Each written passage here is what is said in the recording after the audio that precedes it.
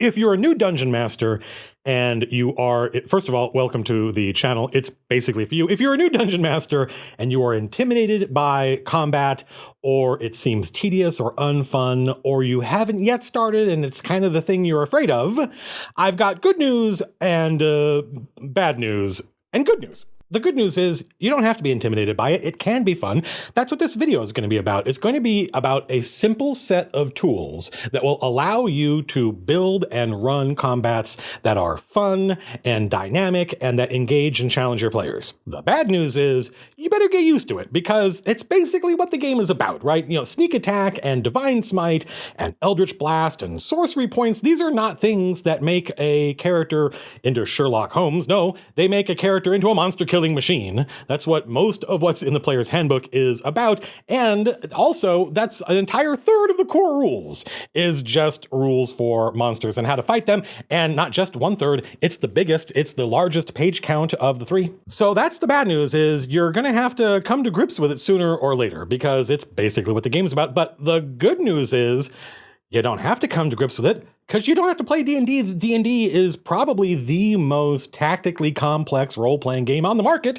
I think every other RPG out there has less combat in it and focuses on combat less. And there are entire games that focus on narrative and role-playing and storytelling. And if combat is not to your taste, you could play one of those. Like, for instance, Call of Cthulhu. Call of Cthulhu, if you get in a fight, something horrible has happened and you're all going to die terribly, presuming you don't first go insane. This all started when I was talking to my friend Brill, who I think now is basically the resident dungeon master at Turtle Rock Studios, and he was just getting started as a dungeon master, and he was really intimidated by combat. He'd been a player in my game, and he wanted to run, but combat was the one thing where he really felt like there was a huge gulf between him starting out and me as an experienced DM. That's fair enough. I've been doing this for a while, and I couldn't figure out how to explain to him what I knew, or how I knew how to do the things I did, because no one ever taught me. I just cobbled it together through decades of trial and error, but also played a lot of war games and a lot of strategy games, and I like them. So I personally quite like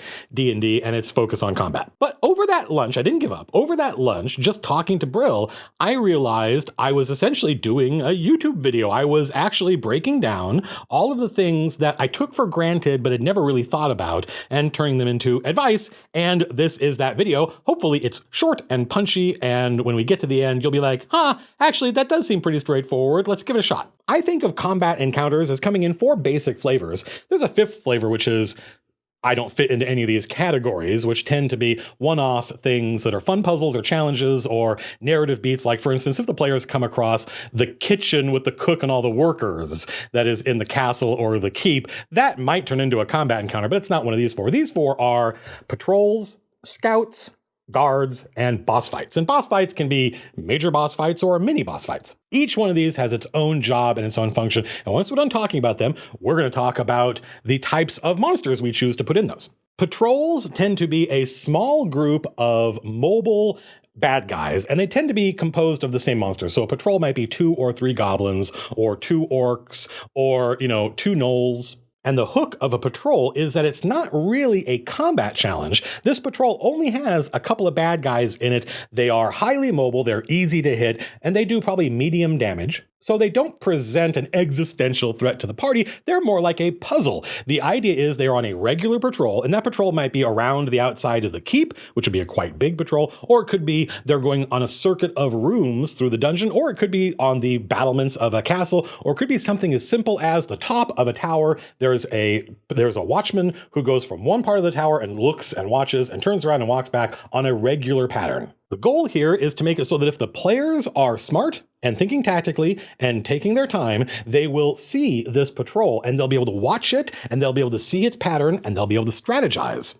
Strategy is what do we want to do, and tactics is how are we going to do it. So strategy is our high-level goal. Tactics is how are we going to achieve it. That's the fun part of a patrol. If the players charge forward heedless of danger, then the patrol will see them, and the patrol will go report back to the dungeon or the keep or the tower or whatever and tell the big bad evil guy that the heroes are coming. That's the purpose of a patrol. A patrol is pretty easy to design. You just need a couple of bad guys, and you need them to be on a pattern so the heroes can watch and detect it, and you need to know what they're going to do when they see the heroes. If the heroes fail their stealth check, or if the heroes fail to throw up a grappling hook to the top of the parapets, then what is the patrol going to do? So we're giving the heroes a fail state. If they're successful, they will be able to take out the patrol or neutralize it without the patrol reporting back. If they fail, the patrol will alert the rest of the dungeon. But I like making sure that there is a middle ground. I like making it so the players can fail forward. If they're thinking tactically, if they're being responsible and they're not charging forward heedless of danger,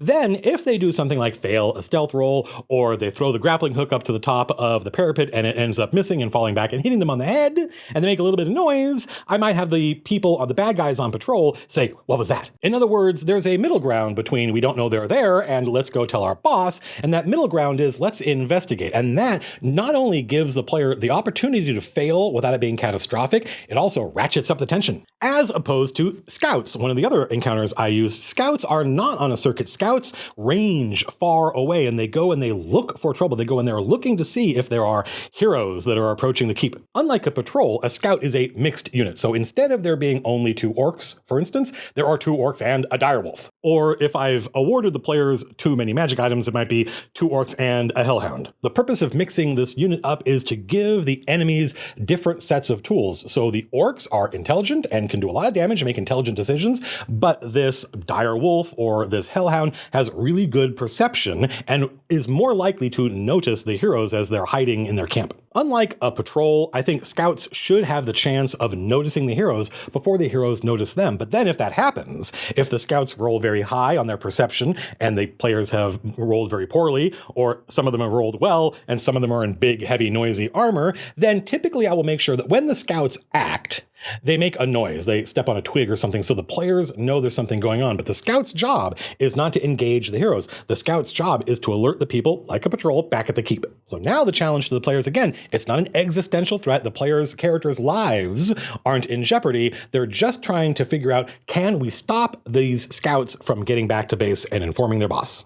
So scouts are hard for the heroes to see. A patrol is easy for the heroes to see if they're paying attention. In other words, if they're being conservative and they're moving slowly, they will notice the patrol on its circuit. Guards, on the other hand, the third type of encounter, guards are very easy to see. They are literally just standing there waiting to see if someone's going to come up to the gate or the door, in which case they're going to say, halt, who goes there? The great thing about a good guard encounter is that you don't have to explain what's going to happen. When the players see a couple of heavily armored soldiers with, shields and pikes and helmets standing outside the door, they will instantly know it's guards. If we don't neutralize them somehow, they're going to go alert the boss. And you didn't have to say anything. That is good encounter design. When the players know what the outcome of failure is without you having had to tell them, then you've done something extraordinary, I think. Like patrols, like scouts, guards do not present an existential threat. None of the characters' lives are in danger. It's another type of puzzle, and part of that puzzle is, if we screw up, the guards will go alert their boss. But unlike a patrol and unlike scouts, guards can be fooled. Because as we've said, the guards will say, halt, who goes there? Which means if the players are clever,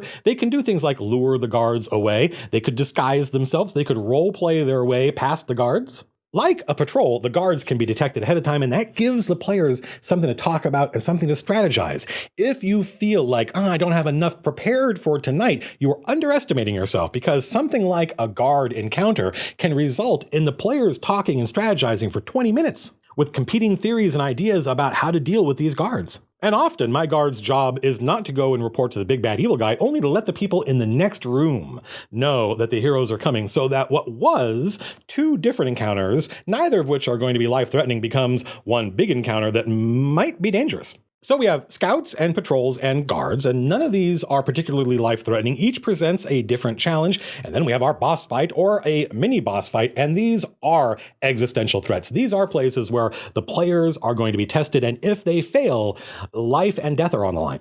The only difference between a boss fight and a mini boss fight is the scope and scale of it, but in both instances, I tend to use a lot of different kinds of bad guys. You may have noticed that these different types of encounters don't just represent tools you can assemble in order to create an adventure. They also have an order to them. There's a beginning, a middle, and an end, and you can nest them within each other, and you can vary it from one to the other. There can be guards in front of mini bosses that lead to guards in front of bosses. There can be scouts or patrols thrown in there. All you need is a handful of different encounters that you can assemble in any order, and you become a lot more confident as a dungeon master when it comes to running the game and even creating stuff on the fly, improvising. When I'm thinking about designing a boss encounter, I essentially break all the monsters in the monster manual into a handful of categories. We have glass cannons, we have infantry, we have brutes, we have artillery, and we have the boss. Infantry are kind of the meat and potatoes of our encounter. They tend to be medium mobility. They need to be able to get into position. They tend to have high armor class, but they don't do a lot of damage.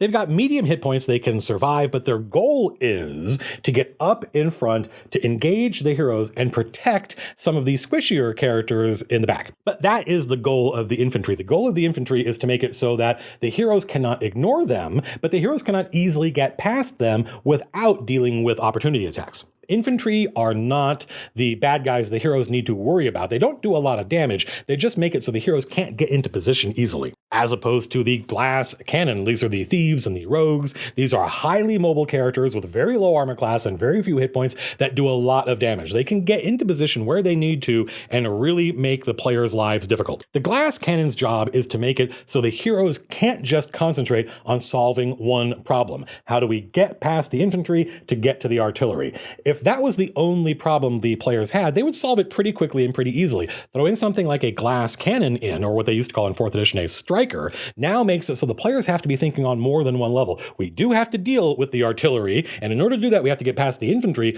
but at the same time, we've got to deal with this rogue, this striker, this assassin, this invisible wizard, because otherwise we are going to fail. Giving the players more than one thing to think about at the same time, make it so they have to spin all these different plates, is a key component to engaging encounter design, and I don't think it's difficult to do. So we have our glass cannons, making it so the players can't just focus on getting past the infantry to get to the artillery, which means it's time to talk about the artillery. Artillery tend to be low mobility. If the players can get to them, the artillery is probably screwed. They don't have high armor class, and they don't have a lot of hit points, and they don't necessarily even do a lot of damage, but they can do that damage to anyone they want. So you can have archers, for instance, that don't do a lot of damage, but there are a bunch of them, and they can pick and choose who they attack on a round-by-round basis. And that lets you, as the dungeon master, choose who is the problem character, who is the linchpin among the PCs. Which of these is the character that, if I remove, the entire house of cards falls down? And remove does not just mean take unconscious. Remove can also mean push out of range of their supporting effects. For instance, your artillery can make it so your cleric cannot get close enough to the other hero to safely heal them. Artillery can be many characters that do a little damage, or one character that does a lot of damage, a sorcerer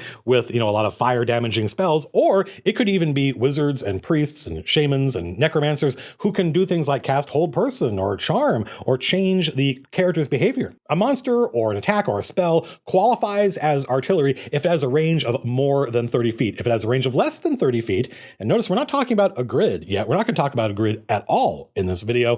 If it has a range of less than 30 feet, it's too easy for the characters, the heroes, to use their movement to get into melee with them. That's the infantry's job, is to keep the heroes from being able to just move and attack the artillery. So artillery tend to be low mobility, low armor class, low hit points, medium to high damage, and the trick of artillery is they can shoot anybody they want. And all the while, it's very difficult for the players to do that while they're being harassed by the glass cannon or the brute. I very rarely tend to use both a brute and a glass cannon in the same encounter, but the brute is the low mobility, high damage equivalent of the glass cannon. Brutes tend to have low armor class. They're quite easy to hit. They have tons of hit points, so they're pretty hard to kill. They do a ridiculous amount of damage, but they have very low mobility. As a result, the players can, if they're careful, if they're tactical, they can sort of kite the brute. They can always stay out of range of the brute, but they know if we ever fail, if the infantry ever block us, then this brute is going to come and wreck our day. So brutes, high damage, low mobility, low armor class, high hit points. Brutes make it so the players cannot just choose to deal with the infantry and the archers. They've got to also deal with this other problem. Finally, the linchpin of the boss encounter is the boss. The boss tends to have many different abilities. The boss is often more than one of these types of enemies combined. They often have to have a high armor class, lots of hit points, good resistances. They need to be able to survive the entire party attacking them at at once. They often, I think, good bosses need to be able to act on the player's turns. That's why I will often give even relatively low-level bosses legendary reactions and stuff like that. Reactions and the ability to take actions when it's not your turn really make a boss feel special. And a boss should also have a wide variety of attacks. They should have ranged attacks and melee attacks, or melee attacks and spell attacks. They should be able to deal with multiple different problems depending on what they're facing, unlike the other actors in our play. Each of these other types of enemy, the glass cannon, the infantry, the artillery, the brute, all have a role. They're all easy to identify,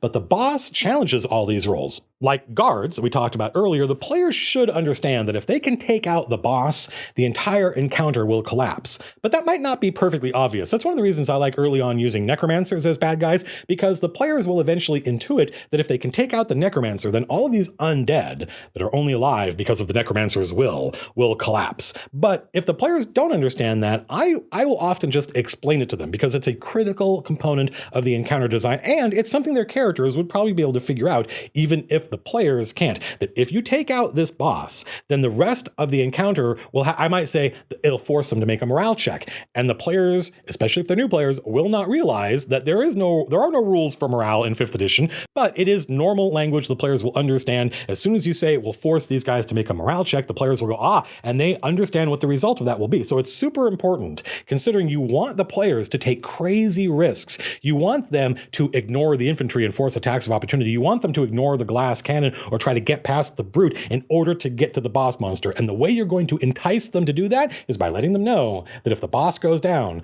the rest of the people in this encounter, the rest of the bad guys, will scatter and run. Or there's a chance of it. We're not going to go through the monster manual and label each monster as a glass cannon or as a brute or infantry or artillery, especially because one monster can serve different roles depending on the level of the heroes or depending on the weapons that you give them. And also it's important for you to develop your own muscles and go through the monster manual and build your own encounters. But I think you are already familiar with these archetypes, and so are your players, even if they don't realize it. Your players have already probably in their lives encountered the notion of the boss monster, that if you can neutralize, the entire game ends. The artillery and the glass cannon, the brute, and the infantry. I think one of the reasons new dungeon masters are intimidated by combat is it looks so elaborate and intricate. When you watch people playing and they're really serious about the game, they will have all this terrain. They'll have battle mats, they'll have painted miniatures, and we did a couple of videos on getting on the grid. I think we're getting close to the end of that series. We might do another video on advanced tactics in combat, but you don't need a grid and you don't need miniatures. You can do all this theater of the mind. There's just stuff we need to remember about how movement works and ranges in order to really make our encounters challenging and make it so that players have a hard time just short-circuiting all of the work we did. For instance, if you're regularly dealing with the problem that your bad guys are ending up in melee with the heroes before they've had a chance to act, and they have to weather a round of the heroes' melee attacks before they get to go, then you probably have started your villains too close to the heroes. The magic number is 30 feet. 30 feet, super easy to remember. It's most characters' movement, and if your villains begin the encounter more than 30 feet away from the heroes, then the heroes are going to have to spend their movement getting into melee with the villain, which is what you want. And the heroes will do it. If the villain shows up and doesn't move and is more than 30 feet away, the heroes will spend their entire turn moving to get into melee with the bad guy because they want to stop him before he does something awful, not realizing that they have just brought themselves into melee range of their enemy until you've done this a couple times and then they get wise. Of course, you can flip the script and use the same tactic to your advantage. You can begin the encounter by having some bad guys be more than 30 feet away from the heroes and have to spend their entire turn moving. They don't get to do anything once they get there, but if the person they're going after is the ranged attack hero, either a spellcaster or an archer. Now, I've done nothing except move. I haven't attacked, but I have tied up that hero. That hero cannot effectively use their ranged abilities without moving out of range and dealing with an attack of opportunity. So it's okay to spend your turn just moving, doing nothing, if the result is I have tied up this hero that would rather I was not standing next to them. That same phenomenon might kill my bad guy if I end up standing next to a hero that is a high damage melee character. So make sure your heroes have to move more than 30 feet in order to get into melee range with your villains, and your villains will last one round longer in combat. So that's the 30-foot rule. It's pretty easy to remember. We have two more techniques we can use regarding movement that will help spice up our encounter. One of the things I love about 5th edition is, as my friend Jim likes to say, you can split, move, and fire. And the first time he used that phrase, I thought he was saying three things. You can split, and then move, and then fire. But that is not what he means. What he means is you can split your movement however you want and fire. which means cover becomes super important in D&D 5th edition. Cover can be a door or a wall or a tree or a giant rock. Whatever it is, it gives your bad guys the opportunity to exploit this rule. If they start behind cover, either because they moved there or maybe they were hidden and the heroes didn't see them, they can move out from cover, shoot at the heroes, and then move back behind cover, benefiting from how hard they are to hit as a result of standing behind a stone wall, for instance. You could even have a brute or an infantry bad guy who's standing in front and artillery people behind him who are all taking their turns, stepping out from cover behind this large creature to fire at the heroes and then step back. And if you have enough of these artillery guys on a line, it becomes like a machine gun. The combination of hiding behind cover and using your movement to get out of cover, fire, and go back into cover is so devastating that I will often have bad guys spend their entire turn just getting behind cover. And when that happens, the players are often like, okay, well, that's good for us. That person just did nothing, but on their next turn, they're going to have a bad day. Finally, the last piece of advice regarding movement, and again, this doesn't have anything to do with a grid, and you don't need to use minis to do this, you just need to remember, and this is, I think, the last piece of advice in this video, is how to deploy your infantry guys. You want to place your infantry guys as far apart as possible to make sure as few of them as possible are affected by the player's fireball spell, for instance, but you want to make sure that they're close enough that the players can't run past them, through them, ignoring them. So the magic number is 15 feet.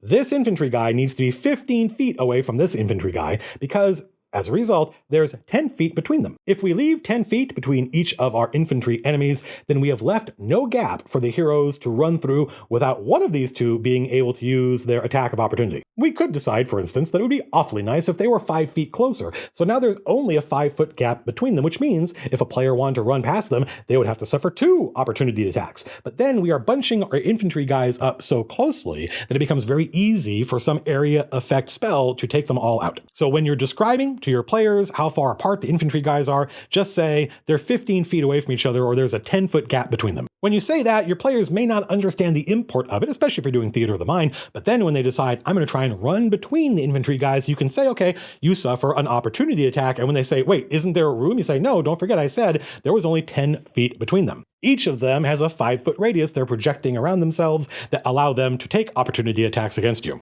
That's it. That is my advice on how to run tactical combat, and it has stood me well lo these many years. Of course, I often will design encounters that have nothing to do with any of this, just for flavor. I will often throw in interesting monsters like a gibbering mouther or an iron golem that doesn't qualify for any of these, but these are the meat and potatoes that allow me to run an adventure and extemporaneously create encounters and know that they are going to work and they're going to challenge the players. Hopefully, combat is a little less intimidating now than it was before. And the great thing about this community is if you go look in the comments below, you're going to see lots of people talking about all the different encounters that they designed and all the different tips and tricks that they have used to make combat simple and fun. And you can just steal those. That's the great thing. If you like this video, if you want to support the content, I encourage you to come by our store where you can buy Strongholds and Followers. You can just download it. It's real. It exists. It's a PDF right now.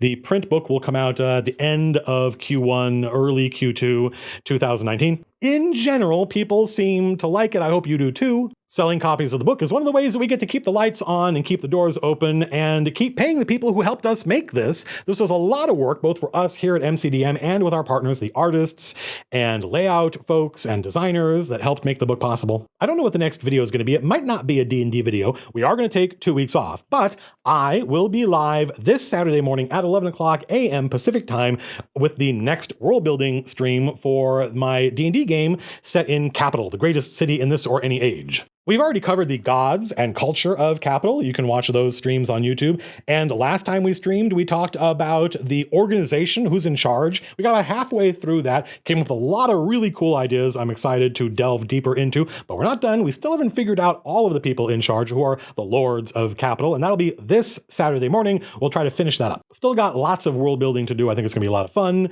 We hope to launch the actual D&D stream, in January, so next month, and hopefully in the first half of January, we'll see. Until next time, until hopefully this Saturday at 11 o'clock, I hope you can come by and join us. We will upload it to, I'll probably edit it down. I spent like all weekend editing the last live stream. We will edit down the world building stream, upload it to YouTube so there's something watchable. But if you come by live, we have a lot of fun, answer a lot of questions. We have a lot of interesting and fun tangents. Until next time, peace out.